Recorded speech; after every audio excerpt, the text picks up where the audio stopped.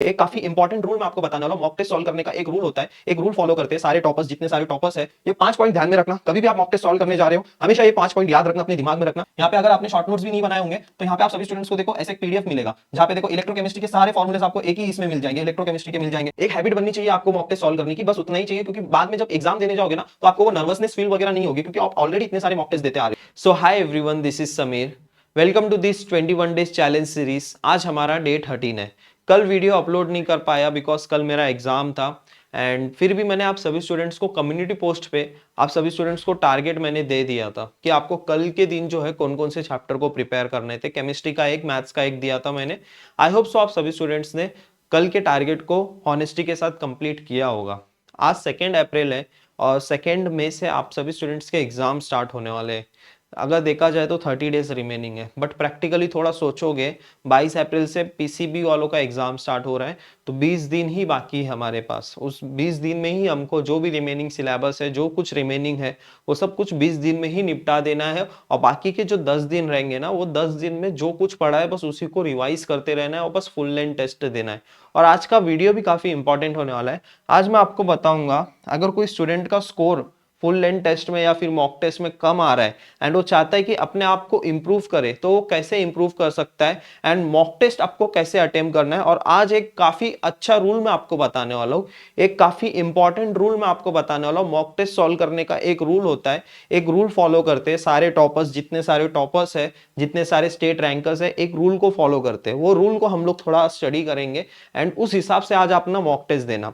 आज हमारा second mock test होने वाला है। डेट 7 को हमारा फर्स्ट फुल लेंथ टेस्ट हुआ और आज हमारा सेकेंड मॉक टेस्ट होने वाला है, जो कि सारे स्टूडेंट्स को आज देना ही देना है। और आज का शेड्यूल पूरा मैं आपको बताऊंगा कैसे क्या क्या करना है, सारी चीजें हम लोग अभी इस वीडियो में डिस्कस करेंगे। वीडियो को हम लोग स्टार्ट करते हैं। जो स्टूडेंट न्यू है इस चैनल पे, चैनल को सब्सक्राइब कर देना and yes, WhatsApp group and Telegram channel join करके रखना। कुछ भी ऐसी अपडेट्स आती रहेगी तो आप सभी स्टूडेंट्स को मैं वहां पे तुरंत अपडेट कर दिया करूंगा। ठीक है, चलो स्टार्ट करते हैं आज के इस वीडियो को हम लोग। तो सबसे पहले तो देख लो कि अभी तक हम लोग ने सिलेबस कहाँ तक का कवर किया है। केमिस्ट्री में देखो ये टोटल 9 चैप्टर्स हमारे कंप्लीट हो गए। देन उसके बाद यहाँ पे फिजिक्स में लगभग हमारे 8 चैप्टर्स कंप्लीट हो गए। देन मैथ्स में हम लोग के नियर अबाउट देखो 9 चैप्टर कंप्लीट हो गए, डिफरेंशियल इक्वेशन तक। ठीक है, अभी आज का आपको टारगेट मैं आपको बताऊं, आज आपको कैसे क्या क्या करना है। तो सबसे पहले आपको रिविजन क्या क्या करना है, रिविजन ऑफ पीसीएम। आज मैं आपको कोई नया चैप्टर नहीं देने वाला हूं। अभी डे 13 आ गया है, डे 1 से लेके डे 12 तक जितना कुछ आपने पढ़ा होगा आज सिर्फ उसी को रिवाइज करना है। और सबसे मोस्ट इंपॉर्टेंट, आज हमको टेस्ट देना है। और इतनी मैं गारंटी देता हूं, जिसने भी फर्स्ट टेस्ट को सीरियसली लेके अच्छे से एनालिसिस किया होगा ना, तो आज टेस्ट में उसका स्कोर डेफिनेटली इंप्रूव होने वाला है। अगर सपोज तुम्हारा फर्स्ट टेस्ट में 80 स्कोर आया होगा या फिर 90 स्कोर आया होगा, तो आज आप सभी स्टूडेंट्स के नियर अबाउट 20 to 30 मार्क्स बढ़ने चाहिए, क्योंकि आपने उतने सारे चैप्टर्स भी कवर किए हो और एज वेल एज तुमने अपनी मिस्टेक्स को भी एनालिसिस किए हो। तो नियर अबाउट 20 to 30 मार्क्स का इंक्रीमेंट आज के टेस्ट में होना चाहिए सभी स्टूडेंट्स को। और जिनके ऑलरेडी कम मार्क्स है वो ट्राई करो कि एटलीस्ट 100 प्लस आज आपको स्कोर करना है। ठीक है, मैं अभी आपको फटाफट शेड्यूल बता देता हूं। अभी 8 बजे से बैठ जाना है आपको, 8 बजे से 11 बजे तक, क्या 1 बजे तक आपको क्या करना है, सारे चैप्टर्स जितने अभी तक कवर है मैंने अभी आपको बता दिए। फिजिक्स, केमिस्ट्री, मैथमेटिक्स में जो जो चैप्टर्स हम लोग के कवर हुए डे 12 तक, वो सारे चैप्टर्स को रिवाइज करना है। 2-2 घंटा देना है एक एक सब्जेक्ट को, बीच में ब्रेक बिल्कुल भी नहीं लेना है। कंटिन्यूअसली 6 घंटा बैठ जाओ, 2-2 घंटा एक बार दो। और तुम लोग को मैंने कहा था कि एक बार जो है हर एक चैप्टर का एक शॉर्ट नोट बना लो, ताकि उसको जो है फिर से आपको टेक्स्ट बुक को रेफर करना ना पड़े, क्योंकि रिवीजन करने के टाइम पे ना बहुत भारी पड़ जाता है पूरे चैप्टर्स को एक ही बार में याद करना, एक ही बार में रिवाइज करना।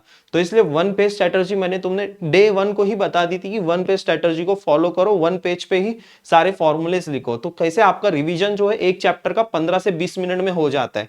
तो अभी आपने नहीं भी बनाया होगा तो ट्राई करो बाकी के जो चैप्टर्स है जो प्रिपेयर करने वाले हो उसके बना दो, एंड बाकी सारे चैप्टर्स के भी बना के रख देना जैसे ही टाइम मिलता है। तो ठीक है, रिवीजन करना है 1 बजे तक। और हमारा स्टैंडर्ड टाइम आप सभी स्टूडेंट्स को पता है, 2 बजे से 5 बजे तक ही आपको फुल लेंथ टेस्ट देना है। और ये टाइम को फिक्स कर लो तुम भी। वैसे तो तुम कभी भी फुल लेंथ टेस्ट दे सकते हो, उसमें मैंने कुछ टाइम लिमिट वगैरह नहीं रखी है। कभी भी बूस्टर बैच ओपन करो, कभी भी ऐप ओपन करो, आप कभी भी जाके टेस्ट दे सकते हो आपके अकॉर्डिंग। बट फिर भी एक टाइम आप खुद ही सेट कर लो 2 से 5 बजे तक, बिकॉज उसी टाइम में हमारा एग्जाम भी कंडक्ट होने वाला है। एक मॉर्निंग शिफ्ट होती है और एक आफ्टरनून शिफ्ट होती है। तो आफ्टरनून शिफ्ट आपकी 2 से 5 बजे तक होती है। तो आप ट्राई करो 2 से 5 बजे वो 3 घंटा जो है अपने आप को एक मेंटेन रखो, मतलब एक रूम में 3 घंटे एक जगह पे एक ही प्लेस पे बैठो एंड टेस्ट को सॉल्व करो। भले नहीं आ रहा है फिर क्वेश्चंस को रीड करो। एक हैबिट बननी चाहिए आपको मॉक टेस्ट सॉल्व करने की, बस उतना ही चाहिए, क्योंकि बाद में जब एग्जाम देने जाओगे ना तो आपको वो नर्वसनेस फील वगैरह नहीं होगी, क्योंकि आप ऑलरेडी इतने सारे मॉक टेस्ट देते आ रहे हो। तो मॉक टेस्ट देना देखो बहुत इंपॉर्टेंट है, ये चीज को सीरियसली लो। क्योंकि जब तक आप मॉक टेस्ट को नहीं दोगे ना, अगर आप सोचोगे कि भैया मेरा सिलेबस ही नहीं कंप्लीट हुआ है, भैया मेरा पूरा सिलेबस ही नहीं हुआ है, तो भैया मैं फुल लेंथ टेस्ट क्यों दूं, अगर आप ऐसा सोच रहे हो ना तो बिल्कुल गलत है। अगर आपके 10-12 भी चैप्टर्स कंप्लीट है ना, टेस्ट देना स्टार्ट कर दो, क्योंकि बाद में आपको ना बिल्कुल भी टाइम नहीं रहने वाला है। टेस्ट देना स्टार्ट कर दो। टेस्ट देने से काफी सारे बेनिफिट है। आप सभी स्टूडेंट्स को पता चल जाएगा कि आपकी मिस्टेक्स क्या है, आप उसको एनालिसिस करो, आपके वीक टॉपिक क्या है, ये सारी चीजें आपको पता चलती है। सीईटी कौन से लेवल के क्वेश्चंस पूछते हैं, ये सब कुछ जो है सिर्फ टेस्ट देने से। टाइम मैनेजमेंट कैसे होता है, मैं टाइम मैनेजमेंट के ऊपर कितना भी कुछ बता दूं कि ऐसे करो वो करो वो करो, बट नहीं होगा जब तक आप एग्जाम में जाके खुद आप एक्सपीरियंस नहीं करोगे, तब तक वो होगा नहीं। तो इसलिए फुल लेंथ टेस्ट देना बहुत जरूरी है। और फुल लेंथ टेस्ट अगर अभी तक आपने नहीं ज्वाइन किया तो बूस्टर बैच 2.0 में ज्वाइन कर सकते हो, अभी भी आप ज्वाइन कर सकते हो। ऐसा भी नहीं हुआ है कि बहुत ज्यादा लेट हुआ है। अभी आप ज्वाइन करके जो 12 फुल लेंथ टेस्ट जिसको मैंने कंपलसरी बताया 1800 क्वेश्चंस, उस 1800 क्वेश्चंस को आप प्रैक्टिस कर सकते हो। देखो यहाँ पे ही है। अब यहाँ पे जैसे ही बूस्टर बैच में कंटेंट में जाओगे तो यहाँ पे आप सभी स्टूडेंट्स को शिफ्ट वाइज पेपर 2000 आज देख लो। जो भी बूस्टर बैच में भी स्टूडेंट्स हैं उन लोग को भी आज कौन सा टेस्ट देना है, 9th में शिफ्ट 2 ये वाला आज आपको टेस्ट देना है, ठीक है। एंड यहाँ पे बूस्टर बैच में और भी बहुत सारी चीजें हैं, जैसे ये पीसीएम शॉर्ट नोट्स। यहाँ पे अगर आपने शॉर्ट नोट्स भी नहीं बनाए होंगे तो यहाँ पे आप सभी स्टूडेंट्स को देखो ऐसा एक पीडीएफ मिलेगा, जहाँ पे देखो इलेक्ट्रोकेमिस्ट्री के सारे फॉर्मूलेस आपको एक ही इसमें मिल जाएंगे, इलेक्ट्रोकेमिस्ट्री के मिल जाएंगे, थर्मोडायनेमिक्स के टोटल सारे फॉर्मूलेस आपको एक ही साइड में मिल जाएंगे। उसी तरह सोल्यूशंस के आपको सारे जितने सारे सोल्यूशंस के फॉर्मूलेस है सारे चैप्टर में वो आपको मिल जाएगा। सॉलिड स्टेट सब कुछ आपको मिल जाएगा। ये शॉर्ट नोट ऑर्गेनिक केमिस्ट्री के भी आपको सारे नोट्स मिल जाएंगे। उसी तरह मैथ्स भी आपको मिल जाएगा, अगर यहाँ पे स्क्रॉल करते जाओगे मैथ्स, और ऊपर फिजिक्स भी है। उसी तरह आप इसका भी प्रिंट आउट निकाल के रख सकते हो, आपके लिए काफी हेल्पफुल हो सकता है ये। देखो मैथ्स के भी सारे ट्रिग्नोमेट्रिक फंक्शन के सारे फॉर्मूलेस दिए, इनवर्स ट्रिग्नोमेट्रिक फंक्शंस के फॉर्मूलेस दिए, कॉम्प्लेक्स नंबर, ये सारी चीजें आपको ना यहाँ पे कंटेंट में देखने को मिलेगी। पीसीएम शॉर्ट नोट्स ये डाउनलोड करोगे, इसका प्रिंट आउट ले लो और एक फाइल बना के रख लो। जैसे मैंने बताया कौन कौन से फाइल्स बनाने, माइंड मैप्स के फाइल बना लो और ये शॉर्ट नोट का भी फाइल बना लो। रिवीजन करते समय ये माइंड मैप्स और ये शॉर्ट नोट्स एक साथ रखो और रिवाइज करो, तुम्हारा और अच्छे से रिवीजन होगा। बस जितना कम टाइम में हमें जितना जल्दी कवर करना है सिलेबस को, उतना कवर करने की कोशिश करना है, क्योंकि हमें अल्टीमेटली क्या करना है, 99 परसेंटाइल के लिए प्रिपरेशन करनी है। और 99 परसेंटाइल तभी आएगा जब हम मॉक टेस्ट में हम लोग अच्छा स्कोर करेंगे, अच्छा परफॉर्म करेंगे, ठीक है। जरूरी नहीं है कि पूरा सिलेबस करके जाएंगे तभी हमारा 99 परसेंटाइल है। हम लोग एफिशिएंटली स्टडी करेंगे, स्मार्टली स्टडी करेंगे और फिर भी हम 99 परसेंटाइल लेके आके दिखाएंगे। बस ये थोड़ा सा अपने अंदर एक सेल्फ बिलीफ रखना, ठीक है। 2 से 5 बजे तक आपको क्या करना है, 3 घंटे तक आप सभी स्टूडेंट्स को मॉक टेस्ट देना है। फुल लेंथ टेस्ट कहां पे देना है, बूस्टर बैच, ओके। जिसने नहीं ज्वाइन किया वो ज्वाइन कर सकता है, ओके। डिस्क्रिप्शन में सारी डिटेल्स दी गई है। बूस्टर बैच 2.0 यहाँ पे आपको टेस्ट देना है। फिर उसके बाद 1 घंटा, एटलीस्ट 1 घंटा तो आप एनालिसिस करो। जितने भी सारे आपने क्वेश्चंस अटेम्प्ट किए वो एटलीस्ट 1 आवर उसको एनालिसिस करो, उसमें मिस्टेक्स फाइंड आउट करो। एंड मैंने आपको वो भी बताया था कि आपको मॉक टेस्ट को एनालिसिस कैसे करनी है, और मॉक टेस्ट एनालिसिस करना ही सबसे मोस्ट इंपॉर्टेंट टास्क है, क्योंकि इंप्रूवमेंट जो है एनालिसिस से ही आता है। ये चीज भी आप समझो, ठीक है। एनालिसिस करना है, proper analysis, note down your mistakes, आपको आपकी मिस्टेक्स को नोट डाउन करनी है।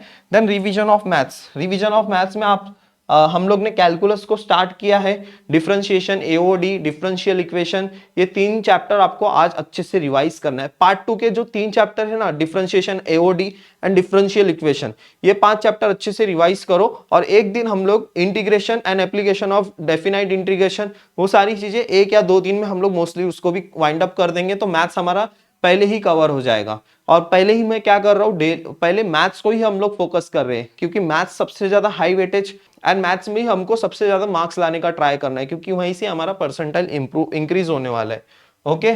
और जो मैं रूल की बात कर रहा था आज, जो आपको फॉलो करना है मॉक टेस्ट देने से, और जो मैं रूल की बात कर रहा था, यस ये है वो रूल 30-40-20। अब ये रूल क्या है मैं आप सभी स्टूडेंट्स को सिंपल वे में समझा दूं। आपका फिजिक्स केमिस्ट्री 90 मिनट्स का होता है एंड आपका मैथ्स जो है वो 90 मिनट्स का होता है। तो फिजिक्स केमिस्ट्री मैथ्स आपका देखो 90 मिनट्स का होता है, और ये 30-40-20 ये भी जो है 90 है। ओके।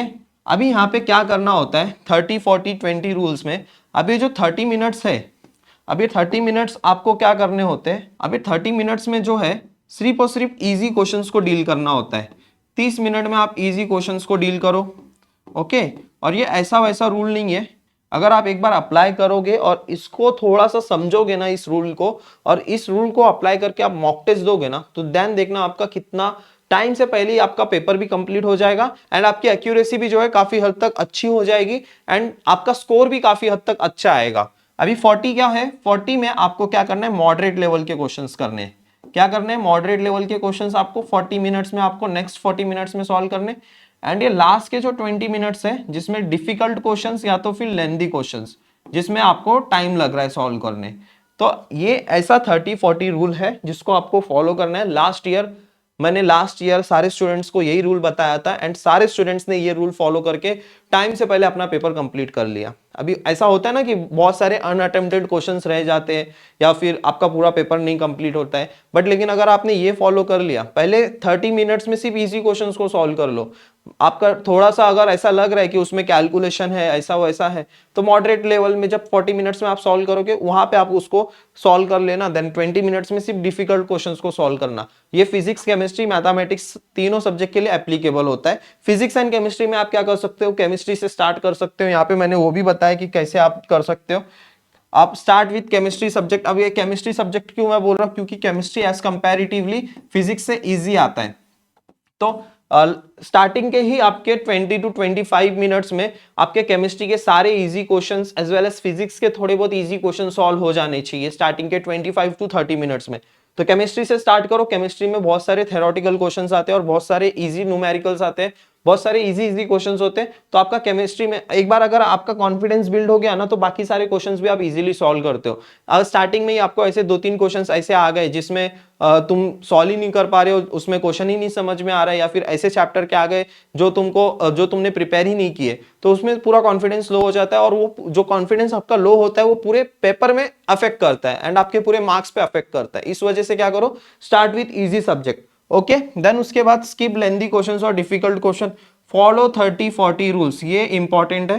ठीक है, यहाँ कहीं पे लिख लेना, टेस्ट देने से पहले 30-40-20 रूल हमें फॉलो करनी है। फिर मैथ्स में क्या करना, start with easy chapter. Easy chapter कौन कौन से होते हैं बताओ जल्दी, आप फटाफट मेरे को बताओ। इजी चैप्टर्स लॉजिक हो गया, मैट्रिसेस हो गया, एलपीपी हो गया, बाइनोमियल डिस्ट्रीब्यूशन, प्रोबेबिलिटी डिस्ट्रीब्यूशन, ये 5 ऐसे चैप्टर है जो बोनस चैप्टर है। तो इसमें के क्वेश्चंस पहले सॉल्व कर लेना। इसमें के नियर अबाउट आप 15 to 20 क्वेश्चन सॉल्व कर लोगे। देन उसके बाद कैलकुलेशंस, यूनिट कन्वर्जन एक्सेट्रा, ये सारी मिस्टेक्स को अवॉइड करना है।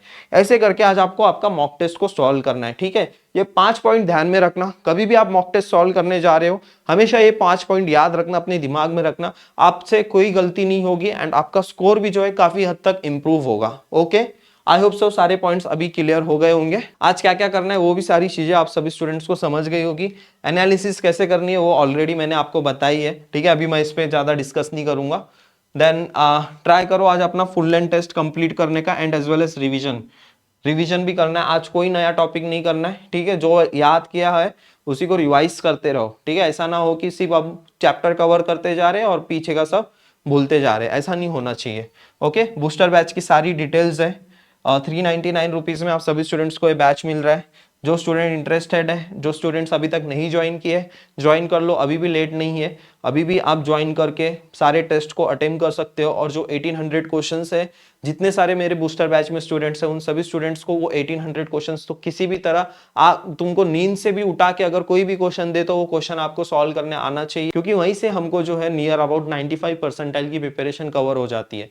तो 95 परसेंटाइल से लेकर 99 परसेंटाइल तक थोड़ी हार्ड वर्क, थोड़ी स्मार्ट वर्क हमको करनी पड़ेगी।